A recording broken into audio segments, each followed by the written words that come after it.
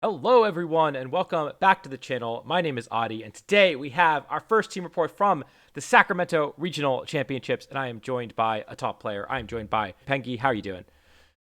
I'm good, Adi. How are you doing today? I'm doing well. And so you brought this team to both LAIC, the Latin American Championships, and to Sacramento Regionals, and you got day two, X3 at both of them, top 64 at both of them, and it's really cool. It's Mhm. something that we haven't seen basically at all this format. So yeah, I guess before we do that, do you want to tell everyone a little bit about yourself?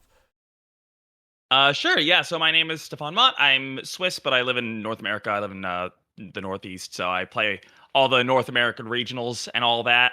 I've been playing since 2020. I won a regional in Sword and Shield, and other than that, I've just kind of been around. I play a lot of tournaments. I like the game a lot, and I like to build kind of offbeat stuff. I think like we can talk about this a little bit like later on if it comes up. But like I don't try to build weird teams. Like I don't ever set out to be like, I want to build this team that nobody's ever built before. It just kind of like my process ends up taking me places sometimes, and I just kind of go where it leads me. And so I end up building a bunch of weird stuff sometimes. So yeah, that's what we're gonna be talking about today. Awesome. Yeah, well, I'm really excited to hear about your process because, like I said, this is not a team that I've really seen anything quite like in this format. And so I'm very curious about your team building process and how you managed to put these pieces together and come to this final product. Yeah, so just to briefly explain what I mean about my process. Like when I started playing, I didn't no top player like got me into the game. I didn't get into the game by like watching content or anything. So I just kind of like didn't have anybody to tell me how to build a team. So I just kind of have my own kind of thing where my biggest idea is I always want to have like an end goal of like this is what the team is trying to accomplish, and I'll do whatever I need to do to get it there. I don't like I'm not really somebody that puts a lot of stock in like firewater grass core or like the kind of conventional wisdom. I just kind of I do whatever I think the team needs to to actually function. So sometimes you end up with teams like this where you have four ground weeks and no grass type, but like it looks a little weird, but if it works, right? So um the when it came to this team, my biggest priority coming out of so Baltimore, the meta had didn't really exist yet. So like in Baltimore, Sneasler was at like 15% usage. It wasn't the hellscape we live in now.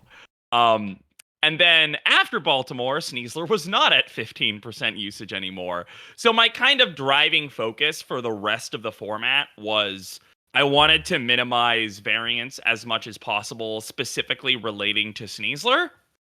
So for Louisville, I adapted Ethan Matos's rain team. We built that together. We also built this team together, but we kind of adapted his rain team to feature instead of like a Grimmsnarl, we had a Klefki, which is obviously immune to Dire Claw, and it also had Misty Terrain, so that nothing else could get statused by Dire Claw, and that was like pretty good. And then coming into this one, the two things that we wanted to do is we thought that we built this team about like a week after Louisville is when we started the process. And our main thing was we thought that coaching Sneasler and Solo Dozo was like the best backbone in the format, the most reliable, just really good into everything because like everything was running coaching at that point, and there was a ton of setup. So we thought Sneasler Dozo, let's iterate on it. Obviously, Joan Garcia did super, super well and got top four at the following European regional with it. I think it was Dortmund. Um, and so we kind of looked at that, but with kind of that theorem of like, I want to remove as much variance as possible. I really didn't like his team because I don't want to click scale shot. I don't want to. I don't have a problem with inaccurate moves. I don't have like I'm not like the Riley kind of style of like everything has to be accurate, but I do have a problem with 90% accurate moves that lose you the game if you miss. Uh, so like in Reg F, I ran like eject pack overheat Torkoal stuff, and that burned me up to the point where like I don't want to run like Meteor Beam Lunala or like Scale Shot Excalibur or any of these 90% accurate moves where like you just kind of lose if it misses. And like my main problem with this team was um it didn't have a great way to play out of bad RNG in my opinion. So like the team that we came into this with, it was screens, it was stamina boosted, Archaludon, Mouse Ape, like it was slow.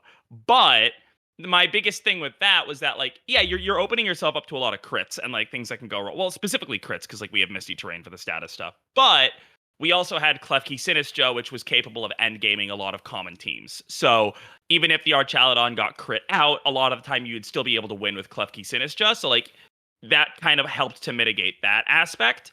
And with Joanne's team, we felt like there wasn't really a lot of ways to recover if you miss the scale shot, for example, and or like if you lose the like if you played the solo dozo mirror, it just kind of felt like you were just throwing fissures at each other, and there wasn't really anything else you could do. So we went through about 20 different variations of the team. I think it might be the single team I've ever built with the most variations. I ran like Salamence for a while. There's like Magmar, Setup, Golden Go, like all of these different ways to kind of build Sneasler Dozo. And throughout this whole process, Ethan, who you had on the channel, so I'm sure you know, he really loves stall. Like he is a big stally guy. And the whole time he's like, "Hey man, I think we should run Garg." And the whole time I'm like, "Yeah, like we'll get there. Like if I can't figure it out, like we'll try the Garg." Like no, that doesn't sound like a good idea, Ethan. Like it's like we'll figure something out. And then eventually it got to the point where like what he was thinking was like screens solo dozo, Sneasler, Sinistcha, Garg, which I do think was like a little too slow. Um, but I went for a walk one night and it just kind of I just kind of had a brain blast where I remembered Nails's Fort Wayne team, I think it was, in Reg C. Like right after Reg C dropped, he brought Stealth Rock's Tinglu with Solo Dondozo to top 8, I think, at a regional. And I thought about that and I was like, could I remake that with Garganacl? Because like obviously one of the biggest things with Garganacl is we'll talk about some of its mechanics a little bit more in detail once we get to the building specifically, but Purifying Salt makes it immune to status conditions, which is very nice in Sneasler land. So I was like, okay, if we can make this like a little bit more of an offensive team where like you have, I think Nails also had Golden Go. Like the idea then became like, okay, like we can have the Garganacl sort of supporting with the with like the slow damage, like with Stealth Rocks, with Salt Cure, with all of these things. Like you can support the the more offensive pieces where like Scarf Golden Go is not going to one shot a lot of stuff, but it will do like 70% to a lot of stuff. So if you can get a little bit of chip down there, that can be really good. Ninetales with like Never Melt Ice does pretty good damage. Like AB Ensign can just hit things. Like, you know, like maybe we can make this work. You've got a Sneasler in there. So that kind of became the concept of the team. And then as the meta kind of evolved, it moved away from this kind of situation where like I don't know if I would say that that Dozo Sneasler is the best build in the format anymore. Like the meta has kind of evolved past the necessity for Dozo Sneasler, but it's moved in a direction that's just very good for Garganacl. So the team just kind of stayed the same, and we just shifted the focus away from being a Dozo team with a Garg mode to a Garganacl team with a Dozo mode. And yeah, we're here now. So this is the final product. I think it's one of the best teams in the format as far as like matchup. Like I have good matchups into basically everything except for a couple things that we can get into a little later. But like all of the common teams that you think of right now when you think of what a meta team is, this team has a favorable matchup into.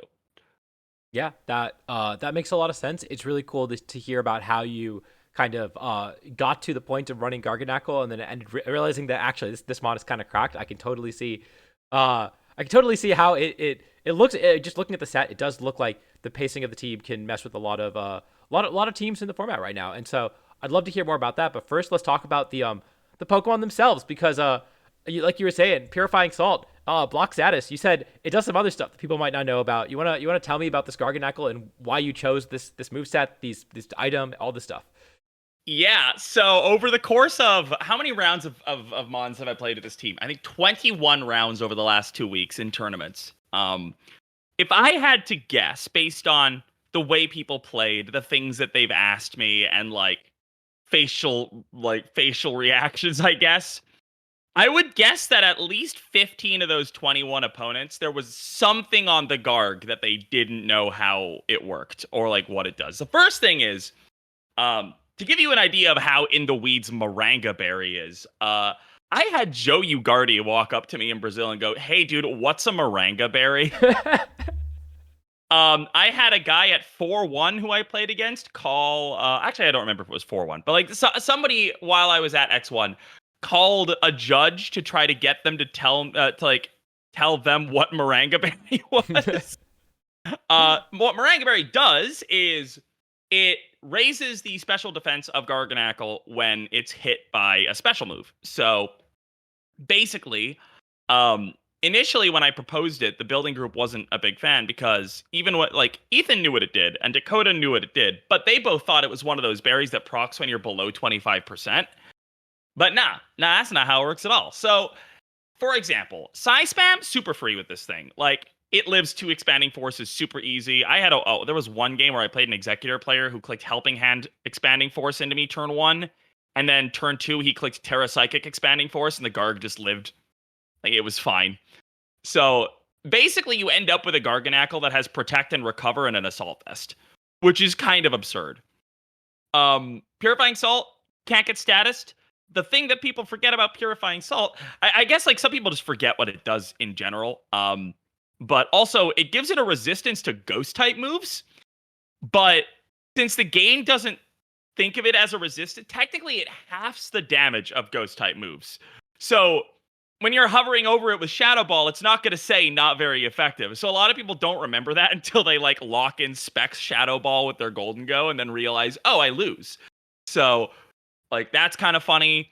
I played against a Porygon 2 player at 3-1 in LAIC, and we got into like a recover mirror end game where it just went to timer. But like at the end of the game, the guy goes, "Man, I really thought that at least one of those 10 ice beams would have frozen." I'm like, "Nah, can't do that."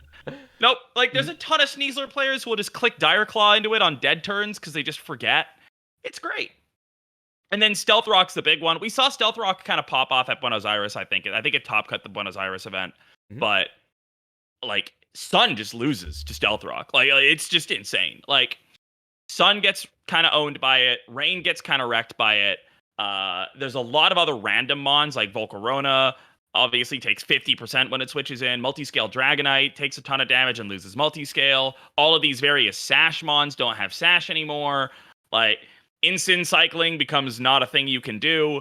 So Stealth Rocks, it's really matchup dependent, but even in the matchups where you're not planning to use it, Guard gets like a decent number of games where there's just a dead turn somewhere, and then you can just fire off Stealth Rocks and make their life a little harder. The biggest thing that people forget about Stealth Rocks, or that they didn't know, I actually had a multiple time regional champion tell me they didn't know how this worked, but the Stealth Rocks will activate before anything else on switch in. So the biggest example of this is one of my matchups into Marco's Sun team. If you look at this, you might think like Torkoal Charizard is like a good lead, and like that can apply a lot of pressure. So one of the things that I'll do sometimes into that is I'll lead Garganacl Golden Go, and then I'll just click Power Gem into the Torkoal, which does a minimum of about 75%, and Stealth Rocks. And then the Torkoal will overheat out, kill the Golden Go, switch out, I'll bring in Ninetales. And what the players don't realize is that when they bring in Torkoal again to get Sun, Torkoal dies and they don't get Sun.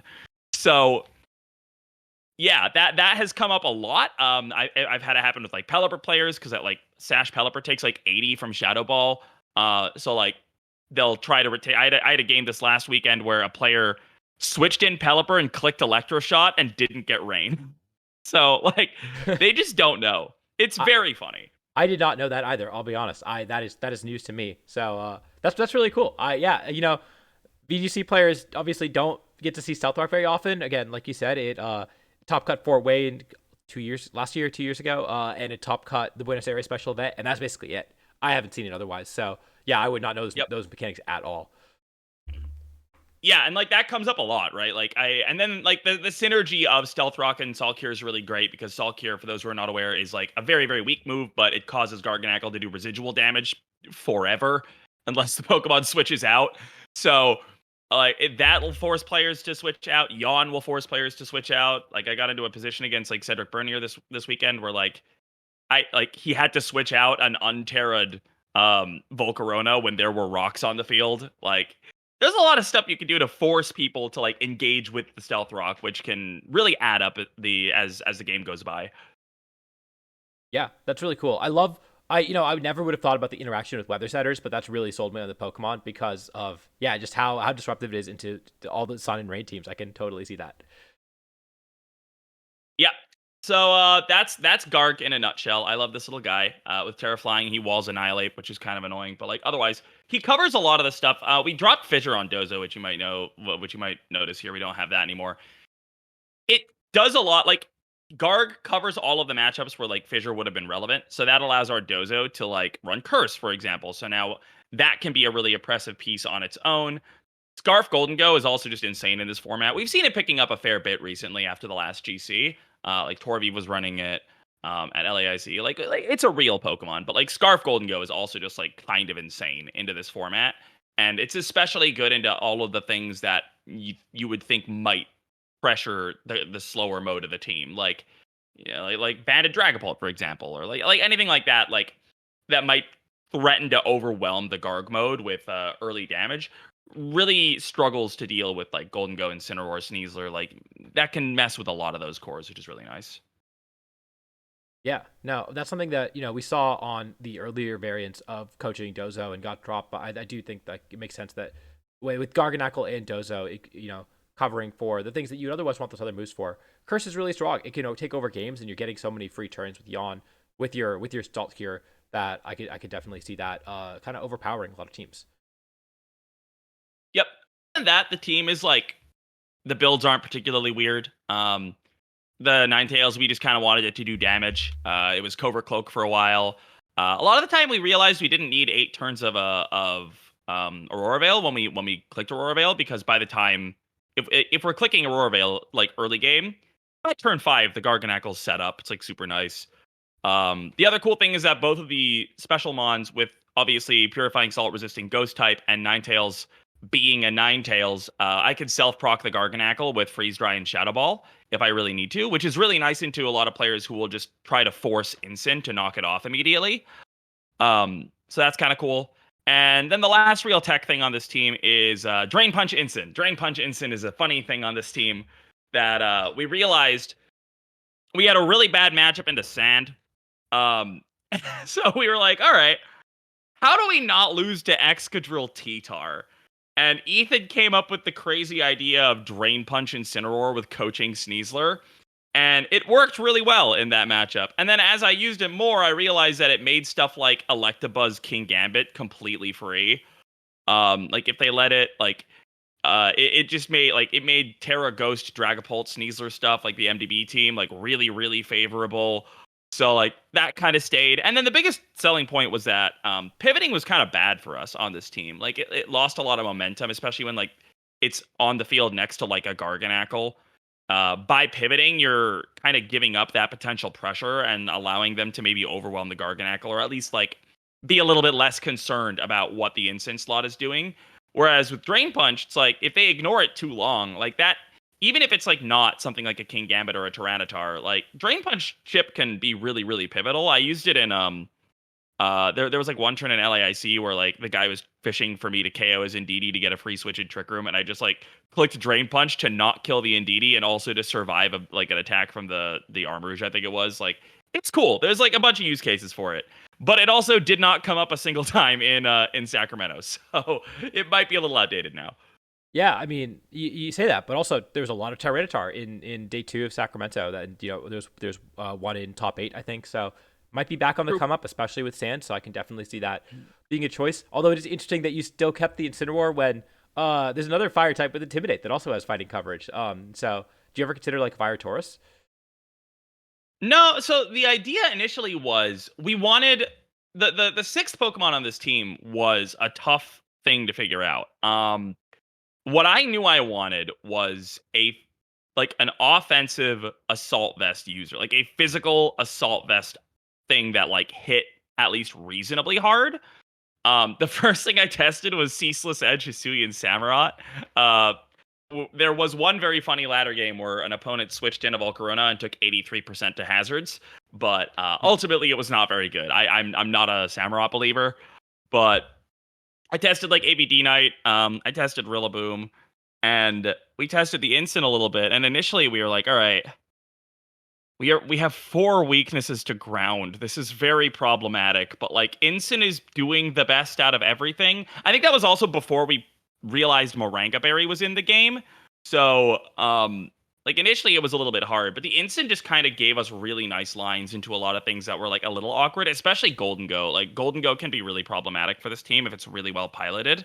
So having access to like a Make It Rain resist with an Assault Vest that can also just one shot the Golden Go is really, really beneficial. And obviously, like Tauros can do that as well, but it doesn't have the staying power that the Incineroar does. And Incineroar also, like the Intimidate plus Fake Out, really allows us to play multiple modes into things like Ursaluna. So, like Intimidate will allow the Garganacl to survive a lot longer. Like Fake Out to get through those Trick Room turns can be really, really big. So ultimately, Incin, like we tried a lot of stuff for that slot. Did not try Tauros though. That could have been a cool decision. Yeah. Well, I mean, in general, I love that. Yeah, you guys are so willing to just try anything and everything and just solve these problems, right? It's a really creative way of solving problems, and I think a lot of people would, before they get to Drain Punch on Incineroar or Moringa Berry on Garganacl or just Garganacl in general, they would kind of give up on the concept and move on to the next idea. And so I really admire the persistence and the way that you managed to find these solutions. I think like you also build a lot of creative teams, you and the Tub guys. So I think I'd be curious if you feel like this applies to you. But for me, I think if you're trying to build creative teams, the most important skill is quickly identifying what's a bad idea, so you don't waste time on it. Because for me, I feel like my metaphorical trash can is overflowing with terrible ideas that I have to go through to find Maranga Berry, Garganacl, Drain Punch, and Incineroar. Because for me, like over the years, I've just gotten very good at playing like four games with an idea and being like, no, I can already tell this is not going to work. Whereas like the Garg is like, yeah, no, I feel the vibes. The vibes are on with this. There's something here. I'm willing to explore it further. And I'd be curious if you feel like that applies to like your sort of off meta creative building as well. Yeah, absolutely. I definitely feel like that's something that I need to do more of, but especially over the last I think few months, I've just been or at least since I think started Regulation G, I've really just been willing to put anything in the builder, try it out for a few games, and a lot of times even when you do that, you end up with a really boring team. That's kind of what I did for my LA team. I remember I had a bunch of wild ideas in my builder, ended up with like the six most standard mons in the format. But it really is just like there's no harm in playing a few games with an idea, and especially when it's something like something like a Moringa Berry or something like Drain Punch on Incineroar. I think especially what matchup that's for. You can just play that matchup, test that matchup, and see does this do enough in the matchup I want it to be good in, and then whether it's worth continuing to test rather than playing a bunch of ladder games and maybe not even bringing the Pokemon, right? Yeah, 100%. I agree completely. I think like that's something that a lot of people who like more casual players or newer players might overlook, that like they see teams like this or like the Cyclizar team that Diamond brought, which is being unfairly shamed on Twitter a little bit. I think that team is awesome. I had to play it in day 2, not fun. But like I think a lot of people who might just casually glance at the builder might think that like, oh, like Joshua Diamond like really likes Cyclizar and he wanted to force that, or like, oh, Pengy like really likes Garganacl, so he really wanted to bring Garg. When in reality, it's just like I build whatever I think is going to win me games. And a lot of the time I'm wrong, so it ends up in the metaphorical trash bin. And like you said, sometimes you just end up with a very standard team. Or like, maybe there's like our off meta thing at our Worlds team was that our Dango had Grassy Seed. Ooh, like, but, like, I think that's kind of the most important thing, where like if you really want to have success with like a niche mon rather than like forcing the niche mon, I think it has to come from a place of like just being willing to experiment with everything and anything and taking whichever niche mon happens to be the one that's good. Yep, absolutely. I 100% agree. And so with that, looping back around to this team, I think we talked about the Pokemon themselves and I guess were there any do you want to dive into the EV spreads? Was there anything really interesting that you want to talk about there? So they actually look a little more boring than they are. Like the um the cleverest thing is the ensign. It's just slowly gotten faster and faster. Going into Sacramento, I really wanted to outspeed max speed Modest Blood Moon, so it's 105. I was having a little bit. It wasn't like an impossible matchup or anything in practice, but it was a 50-50 matchup, and I realized if my ensign was faster, I could make it like 70-30.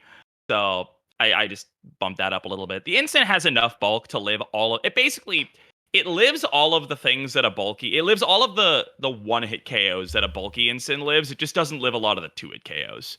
So I'm okay with that. That's kind of the trade off to be a little bit more offensive. Um, the Garganacl had a more clever spread initially, or a fancier looking spread. But in the middle of LAIC, I played 3 Porygon 2 Ensign Ursaluna teams in a row. And in the middle of those 3 sets, I was like, actually, Garganacl Golden goes a pretty good lead into this because I can pressure the non P2 Ursa or the non P2 Ensign lead. And if they lead P2, there's not really a punish. I can threaten Trick onto the P2. And initially, the small problem was that I was giving the P2 a special attack boost, which didn't lose me games, but it was like problematic where if I got into an end game, that extra damage might cause me to lose my recover PP a little too fast if it went to timer. It also made crits a little bit more problematic. So coming out of LAIC, I wanted to make sure that the Garg Golden Go lead would give an attack boost to the Porygon 2. Instant Garg already does that. I think Sneasler Dozo also does that. But the Garg Golden Go lead was one that was actually coming into the Porygon 2 game. So I was like, all right, let's make that work.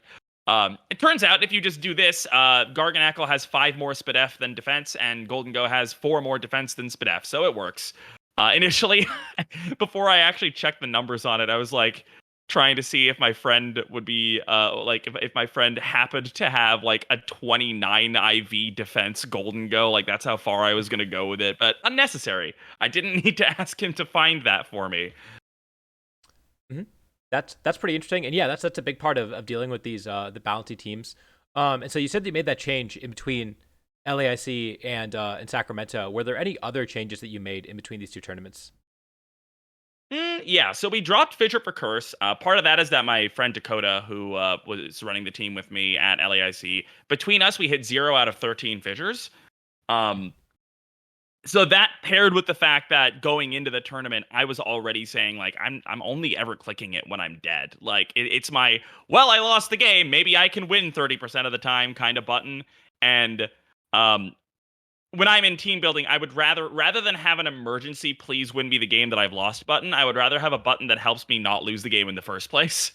So I really liked Curse because there were a couple of matchups where um, it felt like if I could get +2 on Dondozo, I would be able to wall out opposing teams really, really well. But Sneasler does not have great defenses, and it was very difficult to get more than one coaching off in some of those situations.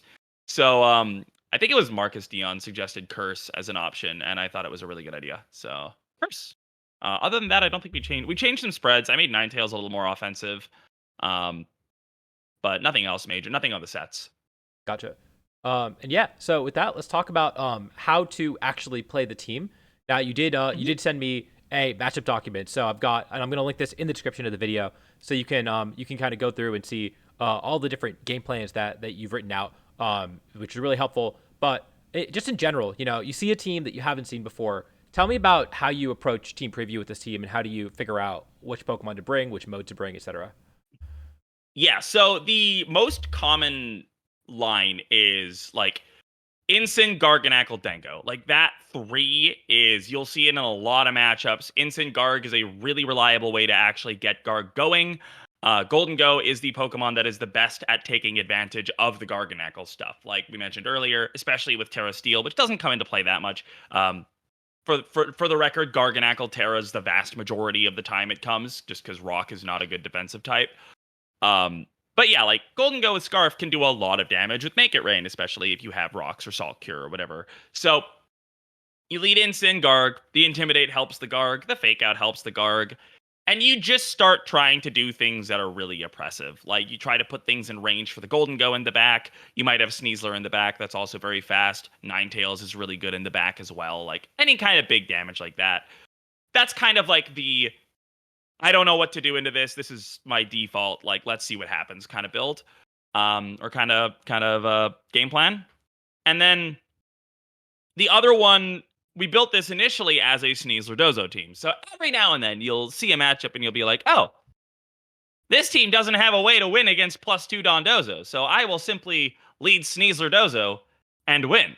So like I remember one of my friends, Anthony, played against a Dragonite team where like they had dropped Haze on the Dragonite. It's like, oh, like Anthony wasn't on the team, but I saw that and I was like, oh, if I play this person, I'm just gonna coach Dozo to +2, and like that should be fine. Don Dozo can also come in the back a lot of the time against more sort of like more balancy teams, where it can do really well into hyper offensive teams as like a good defensive switch in. Really good into like Golden Go, like setup Golden Go, and it's also really good into the more balancy teams where you can sort of lead Ensign Garg or Golden Go Garg and like get the setup going with Stealth Rock or Salt Cure, and then once you have, if you bring in Dozo, the combination of like Stealth Rock, Salt Cure, and Yawn Pressure gets really, really annoying to deal with. So Dozo is just a really good piece against like setup in general, and Ninetales just kind of comes sometimes. It's really good into weather, obviously. Like you really want Ninetales into weather a lot of the time. And then it just like there's just kind of some matchups where like I played Giovanni Costa and he had like Garchomp Dragonite. I'm like, okay, cool. Like Ninetales is pretty good into that, right? Or like Mhm. some matchups like Aurora Veil might be really, really good. Like Ninetales is really good into like Psy Spam. It's really good into Hard Trick Room as well, where like if you lead the Ninetales and click Aurora Veil, like they can switch in Sun, but if they're switching in Sun, they're also not like they're either not clicking Trick Room or they're not attacking you. So you can like get your setup off. So that's the Ninetales just kind of goes in some places. It's really kind like it kind of ended up being more of a trial and error thing than anything else. But it works really well into like Pelipper Arch, for example, where like if there's a Pelipper Arch, I could just switch into Pelipper or switch into Ninetales, and then Electroshot fails. Weather Ball's no longer super effective into the Garganacl. So like yeah, Ninetales just kind of comes whenever. But overall, these matchups are pretty comprehensive. I think the team has good matchups, or at least 50-50 matchups into most of the format, barring like it's not great into really well piloted Golden Go setup teams, like certain Golden Go setup teams. I played Hunter Braum in Sacramento, and like part of this was that I didn't play very well in that set, but like he just kind of rolled over me, which wasn't great.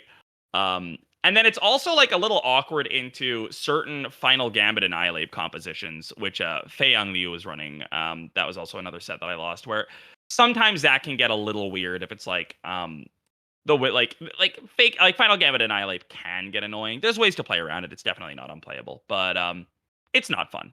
Mhm. And so I guess having played a couple of tournaments now with the team, are there any changes that you would make for anyone looking to use this team at Stuttgart Regionals or Toronto Regionals or something like that? I don't think so, honestly. I think the team is really good. If you want to switch out Drain Punch, I think that's honestly defensible. I was considering Burning Jealousy might not be bad. Specifically for this is gonna sound really weird, but specifically for Follow Me and Setup Golden Go. The Setup Golden Go stuff is a game of very fine margins, and obviously Salt Cure has really good pressure into it. And it often comes down to like the Dango just barely getting there and overwhelming, where like adding burn chip on top of like life orb damage like will add up quite a lot on that Golden Go, as and on top of like also burning jealousy doing like 20% to it. Burning jealousy instant won me a regional, so I'm a little bit more partial to it than I probably should be, but that's something that it gets. You could also probably put U-turn on it if you really wanted to, but I like Drain Punch. It's very funny. Yeah, no, Drain Punch is very funny, and like I said, I do think the Sand is going to see a little bit of an uptick again with Sun doing so well, with Tyranitar being so good into like the AV Ursaluna, sorry, the Life Orb Ursaluna plus Electabuzz combo that we saw. So maybe just maybe, it is maybe a little bit of the call moving forward, but that's kind of up to you guys if you are going to try this team out. And I definitely recommend that you try this team out. We'll have a rental code at the end. And of course, the pace is always in the description down below. But with that, yeah, let's talk about your tournament runs. Again, you brought this to 2 tournaments, to LAIC, where you went 7-3, lost the Witted into MDB and got top 64 there. And then, yeah, you brought it to Sacramento and you got top 64 again, going 8-3 at that regional. Tell me about some of the more notable matchups that you played. Right. So LAIC, these are a little bit weird. I've definitely been dealing with like not quite burnout, but like getting there. So it's been very difficult for me to stay locked in for like 10 rounds. Both of these events, I definitely feel like I didn't play my best in every round. Um, so LAIC though was a little interesting where I started off on a loss where um I played very poorly in the first game of the first round, which like sometimes can be an issue for me, like kind of getting locked in. And then I got like pretty unlucky to lose game 3. But like when you're playing a team that's a little slow, one of the things that I think is important to acknowledge is if you need to be comfortable 3-0ing your opponent, because sometimes things will happen when you're running screens Garganacl. So that's on me, right? But then the comeback is like pretty good. I think a lot of these were my schedule was not the hardest schedule going through day 1. I played against I played against 5 Chilean players, but I played against a Chilean player who goes by Pefon, who's a bit of an old head, who's like a very, very good player, qualified for Worlds multiple times. This was a really interesting team. I thought this was not a great matchup, but also one of the things that is nice to remember whenever you're running a team that is very, very non-standard is that even if you know it's a really bad matchup, they might not realize that it's a very bad matchup. And I think this was kind of one of those games where like I kind of saw a line for Estefan to not like reliably win, but like I felt very, very uncomfortable in this matchup. Um, but it really ended up being one of those kind of situations where I really wanted to stay away from this final Gambit Taunt Ape. Taunt's really good into both of my slow Pokemon. This is a team that like I want to bring Gargan to really badly, and like Dozo is also pretty good. So I ended up having to kind of play a game where um I would kind of like I think in game 3 I like led Garganacl and I was like, all right, final Gambit this Garganacl so I can win with Don Dozo. And I was trying to like play situations like that. And ultimately ended up being a very, very close set. But I was able to sneak that win. The my first win or my first round, my round 8 was really funny. My round 8 I played against this guy is a Brazilian player who's done pretty well in Brazilian LATAM regionals in the past. Big trick room guy. And this one was really funny where game number 1 this seems a little weird. I'm gonna drop a little bit of something that might be a little bit unfortunate for you guys out there if you are running this team and you play against a size spam player. But for you size spam players out there who like this team, this is a very funny team. I like this team a lot. One thing that really scared me here was the threat of a Zoroark lead posing as Gallade, because that kind of forces me to Terra Flying the Garg, and then you can just Hyper Beam the Garganacl. Very scary. Didn't end up coming up, but just wanted to put that out there. This one was really funny because game number 1, he ended up playing a really intricate line that relied on a second Psychic Surge. And he switched out his Indeedee with about 10% HP with Stealth Rocks on the field and didn't realize that he had just lost the game. So that was a little funny. Indeedee came back in, died to Stealth Rocks. He didn't get Psychic Surge, and whoops.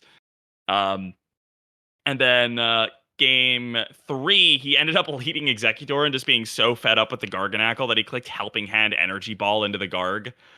Turns out that's an extremely unfavorable roll. Usually you don't actually kill the Garg with that. And then Garg just gets to do Garg things. Very funny. And then the last big one for LAIC that was really... So I played the Daniel Bezerra, who was on stream with the Custap Snorlax. This one was awful. So this is actually in the matchup doc. I really like this was one of those matchups where like you just need to like lean into the fact that they might not realize how good the matchup is for them. So I looked at this and I'm like, he has to lead Annihilate Armor Rouge. Like, this is like, I have, on paper, nothing to deal with Annihilate Armor Rouge. So, in game 1, I led Garganacl and Cineroar, and my thought process was, if I click Fake Out Salt Cure into the Armor Rouge, he can't prevent Fake Out by switching in DD, and also set up the Armor Rouge, and also attack. He can only do 2 of those things. So he had I fake out Salt Cure the Armor Rouge. He switches it out. He CCs the Ensign, but from there he can't really get the Armor Rouge set up anymore, and Garganacl's able to win the game. And then game 2 was very funny. Game 2, so I like to play like kind of like facial expression mind games sometimes. Do you ever do that, Adi? I have done it occasionally. Not very often. I'm usually kind of locked in, but when it works, it's really nice. I ran a Zoroark team at the beginning of the format, so I was brushing up on that a little bit at Baltimore. But for game 2 of this set, I knew he was going to lead Armor Rouge Annihilate again because it's just a very good lead. So I led Sneasler Golden Go into him, and then he leads Armor Rouge Annihilate. And I do the whole hemming and hawing where I'm like, oh man, this is so bad for me. What do I do? And then I protect the Sneasler, switch in the Ensign, give him a Defiant boost, and he EQs himself. Nice. So yeah, that's LAIC in a nutshell. The MDB set was a little unfortunate. Like, the matchup's really favorable for me. I ended up losing game 1 to a series of, it wasn't like insane RNG, but like there was I just coached my Ensign to +4 in front of like Gambit Magmar, and then like he got a double protect on the Gambit that let him reposition in the Sneasler, and then like that was bad, and then like I had 2 chances to get a Dire Claw proc on a Sneasler and I didn't get it. So like, like stuff that's like a 1 in 8 or whatever. It's like not that unlikely, but that's kind of how that one went down. So it was a little bit sad, but it's always a pleasure to play MDB. It's the first time I played him on the actual circuit in person, and like he's just such a good player that like it is okay to not to lose your winning into to Michael Der Best. Yep. Yep. You give him an inch, he'll take it. Right. That's the way it works. Yep. When you can't get and yeah, I was gonna say you're lucky that the side span players don't have the attention span to watch a 45-minute team report. None of them got this far. Brian Collins might.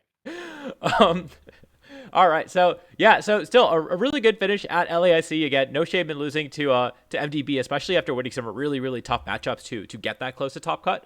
And yeah, you told me about some of the adjustments you made going into Sacramento. Tell me about your run at Sacramento. So the P2 calcs for the spreads, you'll notice that I played 0 P2s, so those didn't matter at all. Cursed on Dozo came up a few times though. That was really nice.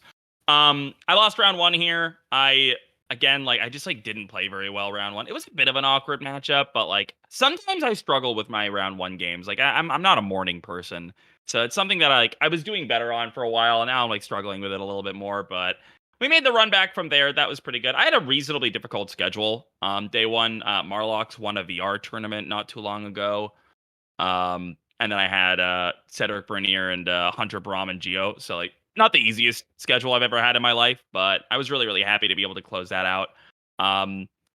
This one, yeah, I mean the first 5 rounds were all like relatively simple. I did a lot of prep into Basque Rain because Basque Rain is like a very even matchup. It's not amazing at all, but my friend Damo helped me prep Basque Rain, so it felt really nice to go 2-0 into that matchup.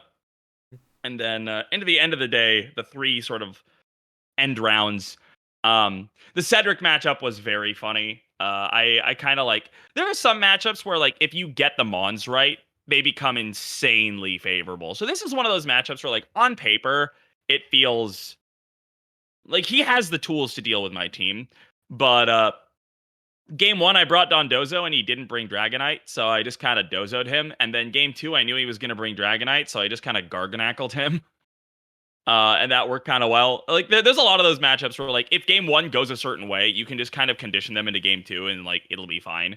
This matchup was a little funny because there were several situations in that game too. Like there was a turn where like I called that he wasn't gonna follow me, and I yawned his +3 Volcarona and clicked Stealth Rock.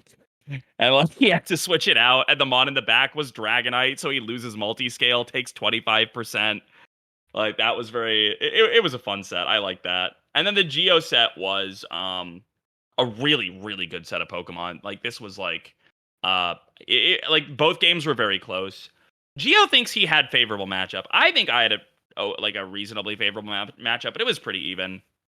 But I had to make some really nice calls to win this set, so I was really, really happy that I was able to win out this one. The Dragonite not being multi-scale made life a little harder, but we got there. One thing this is a good barometer for like your expectations of your Garganacl, by the way. So he specs Terra Steel Golden Go.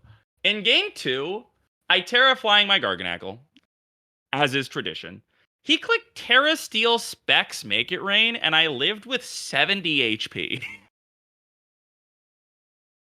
Which is enough HP that if he had the same damage roll after the Maranga proc and the Make It Rain drop, I would have lived 2 of them. Damn. Yeah. So that's kind of crazy. Yeah. Garg's pretty good. That's a good barometer. Yeah. And other than that, I guess the last one that I would like to talk about is the Dozo team. That Cyclizar team. Oh my god. This is like, I just want to talk about this because this team is so dirty. It does exactly one thing, but it does that thing so well. Like we were talking. Like I don't know if I win this set if we like because in day 2 the team sheets are public, right? And like your round 1, you get a good 20 minutes to look at their team before you actually play. And if I had to just kind of walk into this in day 1, I don't know if I win this set. Like. So one of the things that it took me a second to realize is he can lead Tatsugiri Cyclizar, click like Draco Meteor, Shed Tail, get the attack, and bring in Dondozo.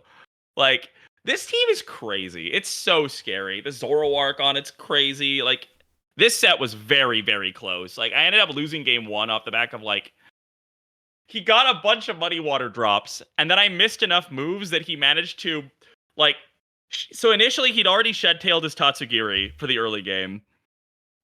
He like Shed Tailed in Pawmot. I miss a move. He clicks Revival Blessing. He brings back Dondozo. He switches in Cyclizar. I miss my move. He Shed Tails in Dozo. And the end game is just a sub Dozo with a sub Tatsu in its mouth. Like, and then like game 2 and 3 at both games, I'm not 100% sure how important it was, but like I needed him to stay asleep for more than one turn to like lock both of the games. So like this was a very close set. Like I could have lost to this. So like props to Diamond, who apparently built this like 4 days before the tournament. So like Diamond is a cool team builder. He's somebody to keep an eye on when he shows up to events. Like he day twos a decent number of events with like this kind of stuff. I really like watching like some of his teams. Yeah, this team is sick. It does also look like my in-game team from Scarlet and Violet, but it is it is kind of crazy. How yeah, I can totally see it is pretty linear, but like yeah, wow, I can sub Dozo and sub Tatsugiri is really funny. That's pretty awesome. But yeah, so that's I think gonna wrap it up. Congratulations on your runs. At both LAIC and Sacramento, really impressive performances with again a really cool team. Just again, Garganacl. I had not even thought about that in the context of this format, and you've really sold me on it, given all these different interactions and what it does into the metagame. So I'm really glad that you got to share that with myself and with everyone. Did you have any final words or shout outs that you wanted to give? Yeah, so like big shout outs to you for having me back on the channel. Thank you, always a pleasure. Shout outs especially to Ethan, who built the team with me from the ground up, and Dakota, who ran the team with me at LAIC, who was also very, very instrumental in like testing matchups and all that. And also just it's really, really helpful when you have somebody else on the team that you can kind of talk to about matchups at the event. So like that definitely helped a lot as well. So big shout outs to both of those guys. Shout out to Tekka, actually. This is a fun little short story. We built Maranga Garg like a week after the game came out, and then we realized Maranga wasn't in the game.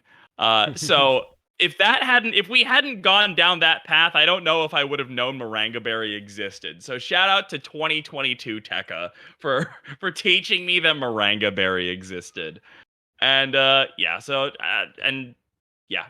are the big ones. And of course, shout outs to my friends over at Small of Garden for always supporting me, and to my lovely fiance Rose for supporting me as well.